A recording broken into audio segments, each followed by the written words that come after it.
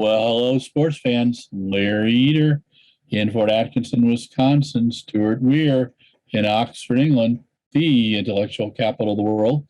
And it's your favorite program of the week, perhaps of the century, Athletics Chat, and it's number 65. Stuart, we've been talking for 65 weeks. Can you believe it? Well, I can believe it, but what I find harder to believe is there are apparently people listening to us. It's scary because people actually, download it and things like that and kind of find us sometimes thoughtful. We have got a ton of stuff to talk about today. We have. So I'm going to start from the very top. First of all, Faith Kipyegon, she just won at pre, and her first 800 was faster than the Olympic 800 led by Sifan Hassan. What do you think of that? Well, if we want to make this shorter, we could talk about the places where Faith has not won. Yes. She's just been the most phenomenal athlete. The only race of any significance she didn't win was the World Championship in 2019, which was about her third race back after having her baby. Yeah. Just a phenomenal athlete. And, people said about Tokyo that really she could have been the favorite for the 800 if she'd taken it on. Yeah. Just so talented. I mean, at one stage it looked as if Sifan Hassan, might be the person to dominate the 1500. But in the head-to-heads, and there's been more than one of them this year, Faith just judges the race and runs away from her. And I gather that at pre, she was a little disappointed that she didn't run a faster time. I mean, quite how you can run 3:53 and think it's not fast enough, there's a lot about her. Yeah, no. I thought that, when I saw those splits, 61.8 and 2:04, I'm going, oh my gosh. And I had that morning done a little bit on BBC, and they asked me about the three events that I thought were to watch. And I said, the women's 100, where I thought that there could be three women under 1070. I said Faith Kipyegon. I thought she had a shot at the world record, and Laura Muir at the British record. And then Ryan Krauser. And Faith just looked fantastic. And if you recall last season, we were watching her run the 800 and the 1,000, and we were just kind of going, what can she do? And so it's I thought that Faith Kipyegon is the queen of her domain. Absolutely. I don't think anybody. I mean, I think Sifan Hassan got her in that Diamond League race, but I think that besides that, it's pretty difficult to grab her. So, and then I thought the race of the meet, the women's 100 meters. What did you think about Elaine Thompson?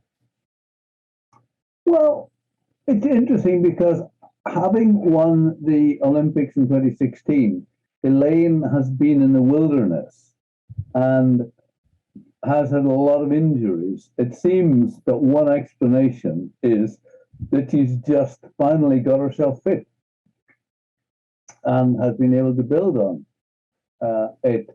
And, I'm not convinced we've seen the end of this season yet. And it wouldn't surprise me if in Lausanne, or presumably they'll both be in Zurich for the final, if Shelley Ann produces a really fast time. Yeah. And I mean, because people are calling the 10:54 the real world record because of questions that are asked about the previous one. So phenomenal running, phenomenal achievement. And it's interesting how, having won the Olympics, some athletes just hibernate or lose interest. But I mean, blow me, Elaine goes out and runs faster. Did you get to watch any of the broadcasts of the pre later Yeah, I did. I watched it all. I got the time wrong. I thought it was later than it was, so it was 9 p.m. with us. So I Uh-huh. watched it all. For me, there was on the U.S. broadcast, you could see Shelly Ann in the background after the race. I was really surprised that on the U.S. broadcast, they did not interview Elaine Thompson. They went and interviewed Sha'Carri. And I love Sha'Carri, but I thought she, in placing ninth, she should have been gracious with Elaine in Shelly Ann. And it was just on US TV, it was wasn't received well. And it's just, I think in track and field, you know, people have good days and bad days. When you haven't raced in a month and we don't know how much she's trained, you know, she was out of it. And bottom line is, Elaine is the Olympic gold medalist, and there needs to be some respect there. And Shelly Ann, you know, is amazing too. And, you know, when you can win or lose and you show your class. And I just, I hope someone speaks to Sha'Carri about it, because it was, I found it a little disappointing. But, and then we go to Jacob the Magnificent. What did you think of that Bowerman Mile? Well, he just is outstanding. He's extraordinary. In my favorite Jakob moment this year was on a really cold day in Gateshead. Someone said to him, "Are you okay about running in the weather tomorrow?" And he just looked at the questioner and said, "I'm from the west coast of Norway. This is a good day for us." And you know, somebody who trains in wet, windy conditions day in, day out, you know, perhaps it toughens you. I mean, I find him a very impressive young man, because I remember 2 years ago at the Bauhaus in Stockholm, he was due to do a press conference and he got delayed. And it was announced that he would do his press at 9 p.m. And I just assumed he would appear for 5 minutes, answer 2 questions and go. But he stayed. I must have been about the 10th person to speak to him, but he gave me as long as I wanted. And I just thought that was pretty impressive, because you've been traveling all day, you're fed up with being late, but yet you're just treating everyone with so much respect. So great, lovely man, and a phenomenal runner. No, I agree. Our friends, and I hadn't put this on our list, but our friends Laura Muir and Keely Hodgkinson had less than spectacular days. You attribute that to all the travel and just trying to recover from Tokyo? I don't know. I've had no contact, so it would be speculation. You know, I think that Laura, more than she ever admitted beforehand, felt there was a bit of a millstone on her shoulder, that she had never won a global medal. And having done that in Tokyo, she did talk about the relief that even though she hadn't run badly in Doha or Rio or London, it hadn't happened. And now that it has happened, you know, she's proved herself. I don't know. I mean, I have no idea what the travel arrangements were. And I don't know whether she had any kind of injury or anything. So it's just speculation. But, you know, I just think she's human. Sometimes you have bad days. And, you know, again, let's not underestimate the emotional cost of running the best race of your life in an Olympic final. You know, some people call their season off.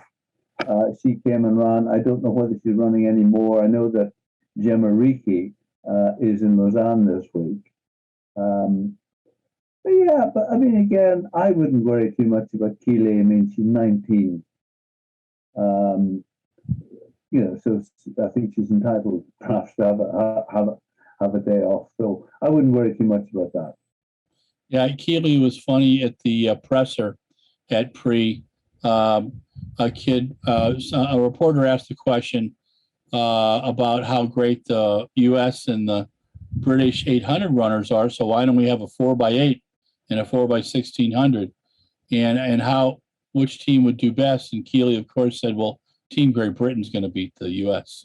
And she just was kind of fun about it. She's very, very relaxed. And I thought that, I look at her poise and Athing Muse, and I think that we're very fortunate to have such young, talented, but well-spoken athletes. And Ryan the Incredible. Ryan throws another one, 23:15. It's just phenomenal. Yeah, but I still want to see him picking up the bowling ball and shooting a basket with it. That analogy for what he does is so phenomenal. I think, Larry, you need to get him doing it. Okay, I'm going to work on that one. I think we need to find a sponsor. I think he could do it. That would be fun. Get him in a couple basketball players. You need to insure the floor probably of the sports hall. Yes. I think that would be big too. Talk to me about Lausanne, Brussels, and Zurich. What do you think we're going to see there? Well, it's a funny time of year because, I gather that Athing Mu, who is top of the rankings for the 800, has decided to end her season and so is not going to do the Diamond League final. Some people who missed out on the Olympics or who didn't do as well as they hoped to in the Olympics will see the Diamond League finals as what they're really looking forward to. We've got Shelley Ann against Fraser Price again in Lausanne, so that's something to look forward to. We've got Gemma Ricci running a 1500, which he doesn't do a lot of. That'll be quite interesting. Stephen Gardner, Olympic champion at 400, is there, and Emmanuel Courier, Olympic champion at 800. So there's certainly people that are doing the two high jumps. The one is an outdoor high jump on Wednesday evening, and then the women's high jump is part of the meet on Thursday. Now, I'm not going to Brussels because they don't like me. Oh. If I were to go to Brussels, I would have to quarantine for either 24 or 36 hours. And if you're going for 3 days, it really isn't worth quarantining for 2 days. So sadly, I'm having to skip that one. I'm really looking forward to the finals because, I think it'll be a high quality event, even if a few Olympic champions decide to skip it, because there's an awful lot of highly motivated people, who may have finished fourth in their national trials, not got to the Olympics, got to the Olympics, it didn't work out for them. And, the fact that this year the Diamond League final is all in Zurich.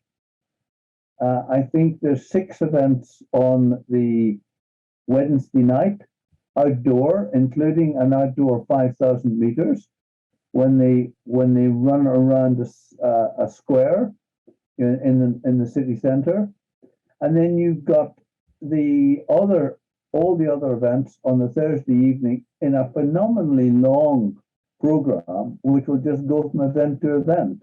So that will be a phenomenally interesting evening. So I'm really looking forward to that, and I'm planning to go to Zurich if everything works out. Right. So yeah, I'm looking forward to the finish because the fact that I haven't actually been to a Diamond League outside of the UK for almost 2 years means that I feel like the new kid on the block or first day at a new school. Excitement really just to be part of it again. Yeah. No, I think that'll be. I think that it'll be a proper way to end the season, so I'm looking forward to that. I've got a notice today that the Run Czech Prague Marathon is being canceled until May of 2022. But besides that, it looks like all the majors are happening this fall between mid-September with Vienna and New York, November 7th. Are you going to go to London this year, or are you going to watch it from I home? think yes. No, I think I'll go to London. But interesting that how the London has also announced that next year is going to be in October again. Yeah. So they're not going back to the spring. What's that about?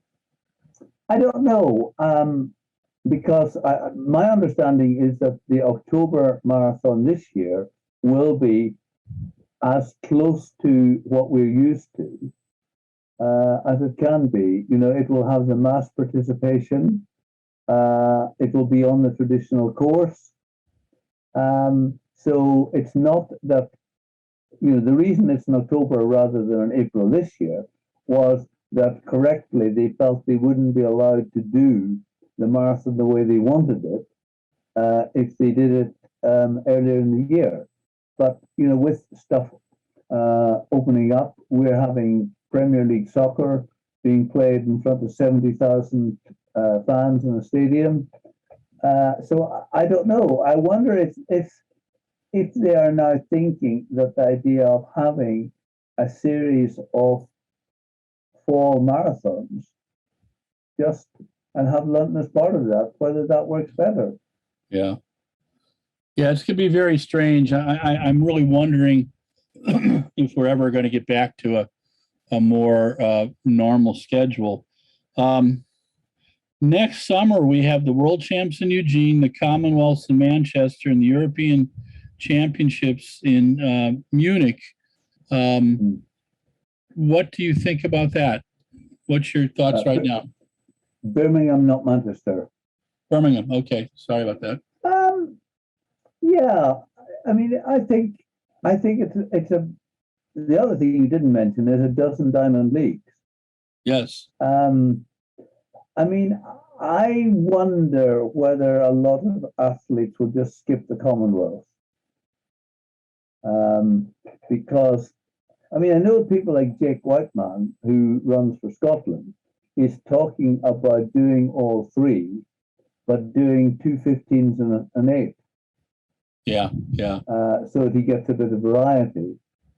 The thing with the Commonwealth, as I understand it, there's no money for the runners. So therefore, if you choose to do that rather than run a series of Diamond Leagues and Continental Cups, you could be out of pocket. I don't know whether that will influence people. You know, some athletes say, really, at the end of my career, I want medals. And the Commonwealth in some events is quite an accessible medal. And I suppose, as with the other things, a lot will depend on how people do in the World Championship. You know, if you've won the World Championship, you may feel that affects the rest of my summer. Mm-hmm. But certainly for a British athlete, it's a very busy summer. And for sprinters, I mean, our relay sprint teams will be expected to do all three. This last week, we had the World Under 20s in Nairobi. Great Britain did not go. Is that correct? It is for COVID reasons. Okay. U.S. the same thing. There were some tremendous performances. This kid Sasha Zoya went 12:92 in the 110 meter hurdles. They're a little bit lower, I guess, than the senior 110s. And then Christine Mabamwa went 21:84 in the 200. Did you read at all about this updated report that the World Athletics based their decisions on Caster Semenya on? Did you have any thoughts on that? Yeah, I mean, just for people who haven't seen it, some eminent scientists are saying that too much was read into the research which led the World Athletics to conclude that levels of testosterone were the significant factor. and that the judgment against Caster Semenya, Francine Nisunsaba, and others was largely based on this research, which is now open to question.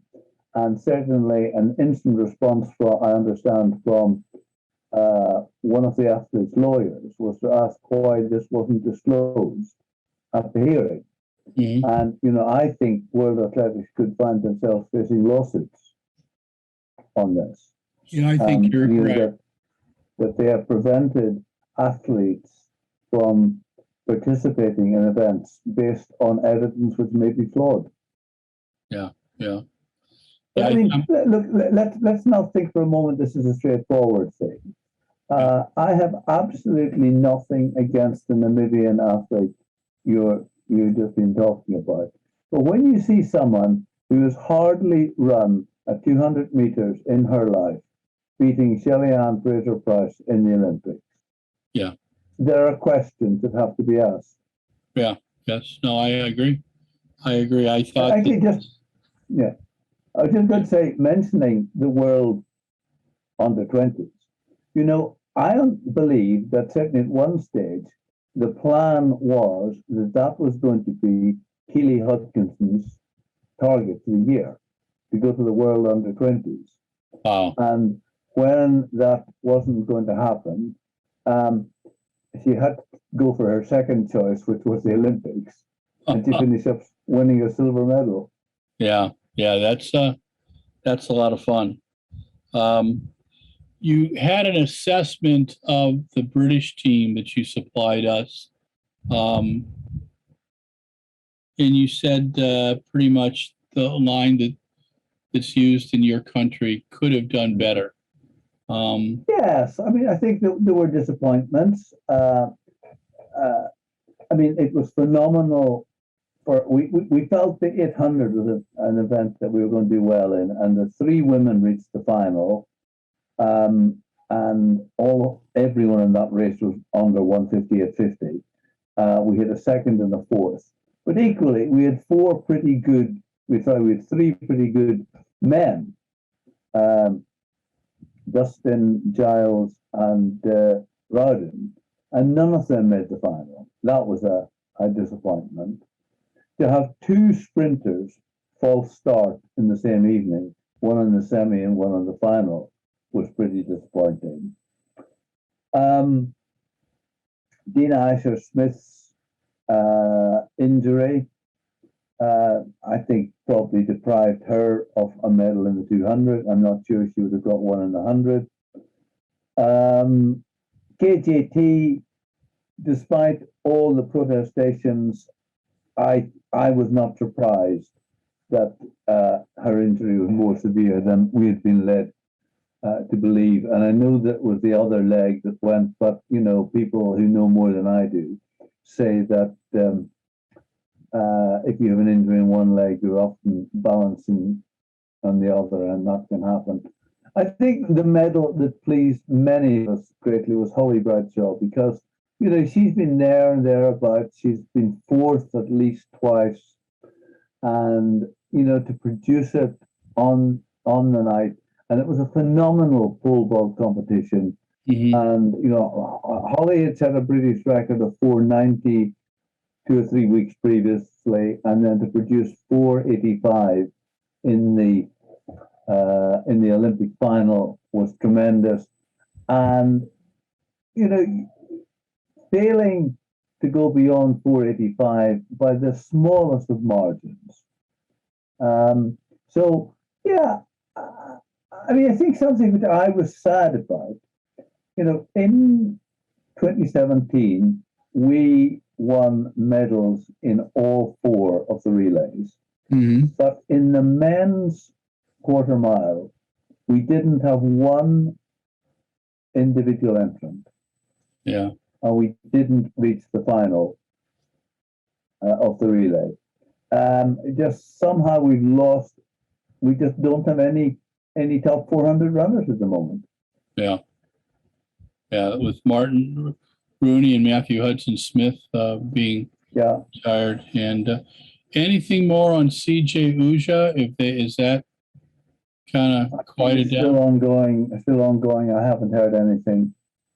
I mean, as I said last time, the word in the street is that it's a contaminated supplement.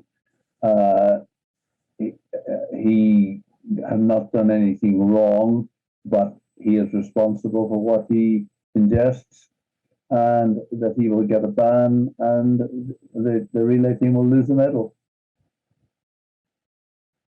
That's most unfortunate.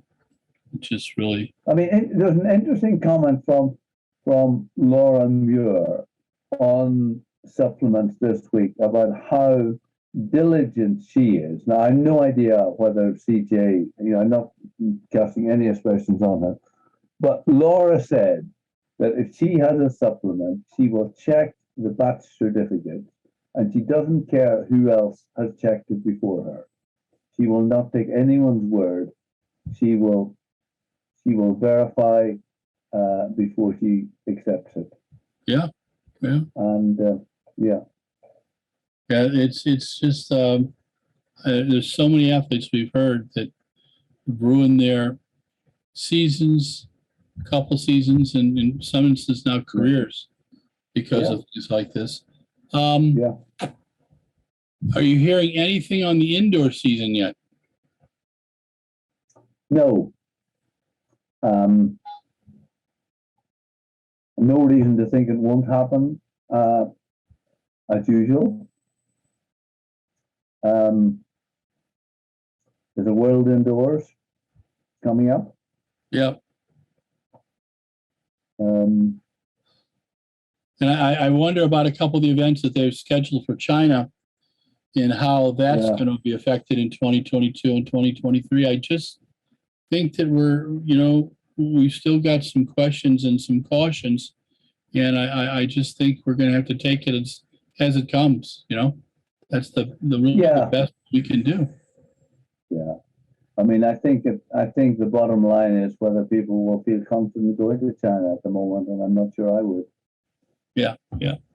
No, it's and so you said you would go to London for the marathon. Have you heard anything on Caleb Hawkins? What happened to him at the race, or how he's doing? No, I haven't. But I mean, the marathon was another quite disappointing thing for us. To what extent that's down to the heat, which is something that we're certainly not used to. But certainly we talked in the women's about how the selection was a little bit controversial, and Charlie Purdue was the one who missed out, and the two who got the selections, who didn't come in the first two in the trials, finished in the 70s. So I think that there's, there may be questions for somebody to look at there in terms of whether the selection procedure for the marathons was rigorous and effective. I'm questioning if World Athletics could hold marathons in the middle of the night like they did in Doha. One, it seemed that Tokyo was cooler on the days of Sapporo than Sapporo was. And just kind of the quality of the events, the course, and how well everything was run was fantastic. My issue is, why didn't they do it at night? Yeah, I mean, I think this is an issue. I mean, there were the 10,000s in Tokyo were very tough races, and I mean, Jess Judd said that her main consideration over the last few laps was, I got to finish. She wasn't even thinking, as you might normally be, can I move up a couple of places? But she just thinking, I got to finish. And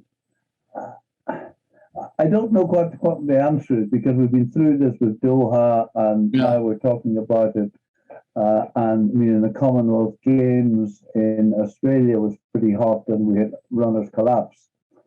But I think there is a question in terms of fairness to athletes, whether you should be holding an Olympic or World Championship marathon event in temperatures and humidity, which are so difficult that so many athletes are dropping out of races. You know, these aren't poor club athletes. These are the elite of the world.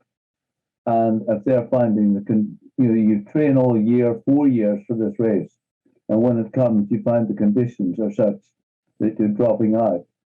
Again, I don't know the answer, but I think there are questions there. I mean, do you think would you agree with me there, or? Oh, I think so. I mean, my issue has been, I'm going back to 1999 in Sevilla, and I can't think of an Olympic or World Championship or a European Championship marathon, for that matter, that has been in comfortable conditions. You know, in 14 in Zurich, the course was a loop, and it was a challenging hill, and it was, you know, quite warm. But you know, I'm thinking about Athens in 2004, which was miserable. Rio was at least raining and humid. But you know, Sapporo was hot and humid, and 30 men dropped out.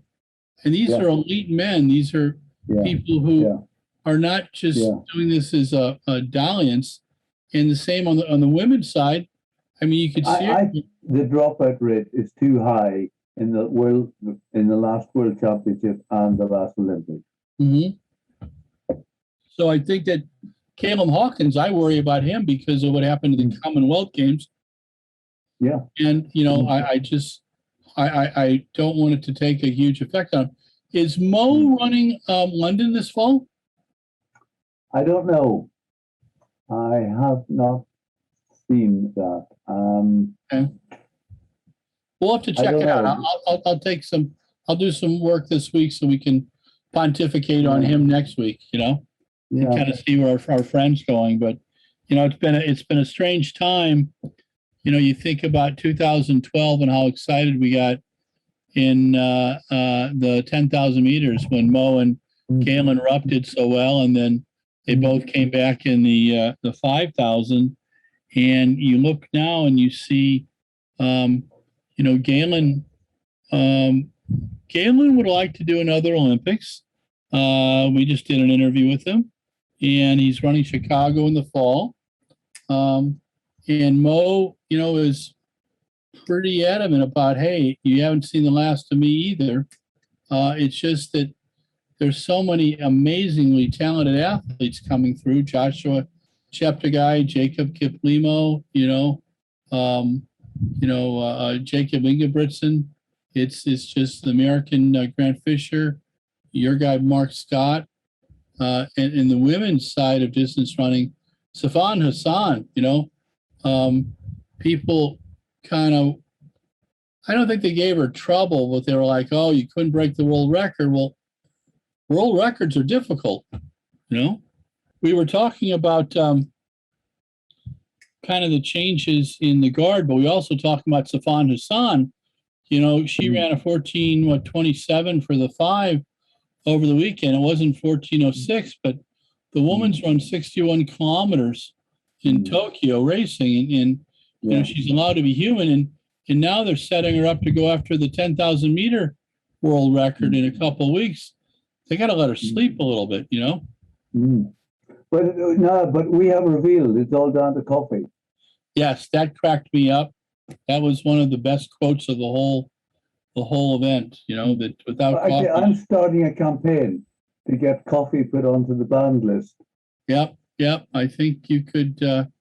I think you could argue about that. You know, that's. It reminds me of what Mark McCormick used to say about, I could tell you how to beat Roger Federer.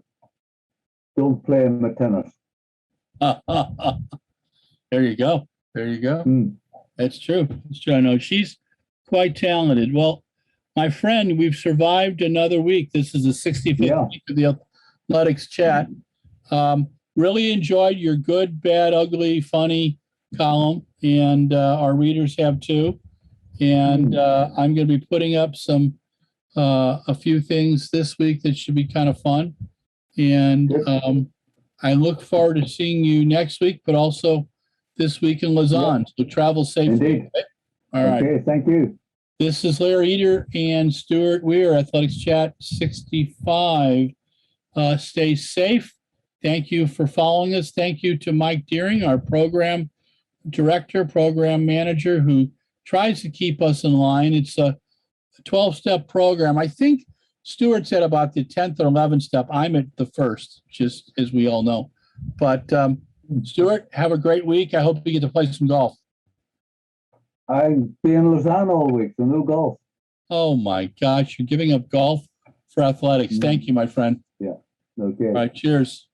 Well, hello, sports fans. It's Larry Eder, and we had Stuart Weir, and this was Athletics Chat 65. But this is the epilogue, or the Larry log, the monologue of that broadcast. And we went through a bunch of topics. First, Faith Kipyegon. Wow. She went through the half in Eugene in 2:04, 3 seconds faster than Safan Hassan took her through in Tokyo.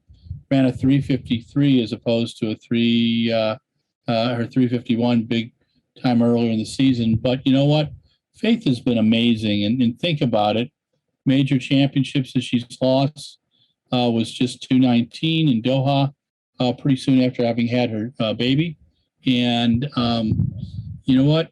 I think she could battle at the 800 too. I want to see her in anything new next season. To Elaine Thompson. Elaine Thompson is the sprinter not only of the moment, but perhaps one of the greatest sprinters of all times. Her 10:54 was brilliant. Great start, beautiful middle of the race. And she did something that all coaches and athletes should watch. She ran through the finish line. Shelly-Ann Fraser-Price, 10:73. Second place, Stuart and I think that Shelly-Ann has something to show us before the end of the season.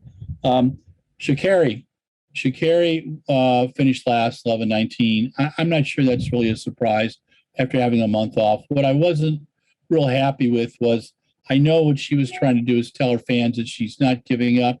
She just needs some races, and I think she needs some races too. But there's a way to show that you are a talented athlete and that you're not giving up.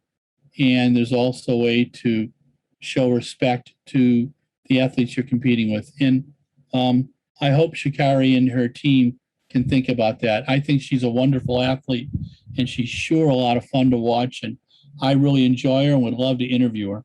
But I just thought it was a little disrespectful after having participated in a race where the Olympic gold medalist runs the second fastest time in history. So that's my 2 cents on that. Jacob the Magnificent, Jacob Ingebrigtsen, is at the top of his game. I think we're going to see that perhaps for the next 6 or 7 years. He's a very talented athlete. What makes him so good?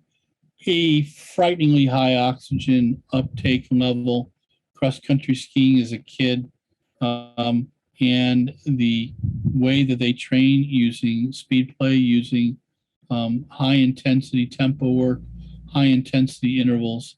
The guy can sleep doing a 3:35 pace or a 3:32 pace. Ryan the Incredible, Ryan Krauser, shot put.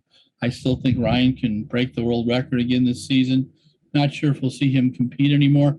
Was curious why he wasn't in the celebration on Friday night at Pre. My guess is he wanted to stay off his feet. But I just thought he was the only gold medalist who wasn't in the fray and wasn't celebrated, and I was kind of sad about that. Lausanne, Brussels, and Zurich will all be fine meets. Brussels will have a 10,000-meter world record attempt. Lausanne's just a wonderful meet. The Ponte Stadium is fantastic. The Swiss crowd They know track and field. It's a three-ring circus, but they manage it well. The presser is excellent at the Movenpick. Brussels, the Van Damme meet in honor of Ivo Van Damme, the great silver medalist in the 1500 and the 800 from Montreal, who was killed tragically in December of 76. Zurich at the Weltklasse. Weltklasse, I think one of the top two stadiums in the world to watch track and field. I got to spend 10 days there in the European Champs in 14, which was fab. I've gone to a bunch of the Weltklasse meets. The RunBlogRun Stadium is just amazing. And I'm sad I'm going to miss those meets, but pretty much because of COVID, staying home so we can be around for many more seasons. Upcoming marathon season, the Run Check people just canceled the Run Prague Marathon because they don't think they can keep 18,000 people safe. Most of the other majors are running this fall. You've got London, October 2nd. You've got Chicago, October 10th. On the 11th, you've got Boston. You've got the Vienna Marathon, I believe September 13th. You've got Berlin Marathon in between there. Most of the marathons in the fall. In fact, London's gone so far as for 2022, they're going to do the race in the fall instead of the spring. So the pandemic has changed everything, and it's affected everything. And I think that that's something that we're going to see around for a while. Next summer, World Champs, Commonwealth Games, and European Championships, one after the other. Stewart seems to think that a lot of the athletes who will compete in the Commonwealth Games may make that a secondary event because they're not getting paid and because of how quick world and Europeans are. I think many people are going to run all three. I think you see some relay people on all three as well. Then what we've got after that, indoor season for 2022 could be quite interesting, just depending on how the pandemic is and what kind of rules people have to put in place. The meet directors have been amazing in what they've been able to do. Eugene had a huge amount of challenges, even with the meet being open. They had challenges about dealing with visas for athletes coming to the States. They had originally challenges about how many people they're going to be able to sit in the stadium, and that was rather difficult for them. And then the British assessment, the team could have done better in Tokyo. We're going to do something similar on the U.S. side. I think the U.S. team did quite well. There were some disappointments. I'm not disappointed in Rai Benjamin. I think he busted his chops, and that race with Karsten Warholm was glorious. It was also wonderful to see Sydney McLaughlin run so well with Delilah Muhammad, and they treat each other so well too. That's what I think the message is there. Katie Najat, my gosh, that gold medal. And yes, it was sad that American men, for the first time since, I believe, 1912, did not have an individual men's medal in the individual events. But that happens. My most disappointing was the men's 4x1, not because of what happened with the athletes, but because we've had the ability to take care of that problem for 40 years and we don't. And USATF needs to hold the coaches accountable or hold themselves accountable, because it's totally unacceptable to send athletes unprepared, and they're not prepared when you've done 2 handoffs, when you compare that to the British women who have done 200 handoffs by the time they got to Tokyo. And those are things that people think about. It just shouldn't happen. I shouldn't have to be talking about this every championship, one U.S. team or another screwing something up. It makes no sense. When you've got the best sprinters, what you got to do is get them around the track. Maybe read the article that Carl Lewis and Leroy Burrell wrote for us and learn something from it. I know some people don't like to think they can learn anything from Carl Lewis or Roy Burrell. Well, they can, and it's just horseshit that they don't. So pull the egos out, bring us a couple medals home. And I'm tired of athletes being embarrassed because they haven't enough time to practice. Unacceptable. So that's my spouting off on the relays. You'll see a couple articles on it because I'm not going to let up. This just shouldn't happen. And with the $40 million Nike's giving us as a sponsor, if I was representing Nike, I'd be sitting there going, hey, guys, Indy, hello, get this fixed. Yeah, no. Just get this fixed. No. Get this fixed and hang up. And they should be able to get it fixed. Put a team together, 24 to 28 for the 4x4 and the 4x1. Coaches have final say, obviously, but for the 4x1s, get these people out there and get these people racing and training 2-3 times a year. Pay them a little bit of money for it and bring those medals home.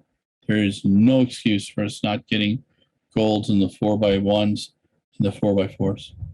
Just none. Okay. That's Athletics Chat 65. Glad you got to hear me. That's the epilogue, me spouting off.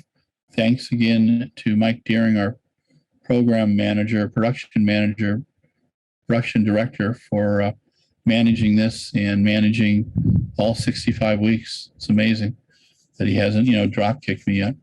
All right. Stay safe.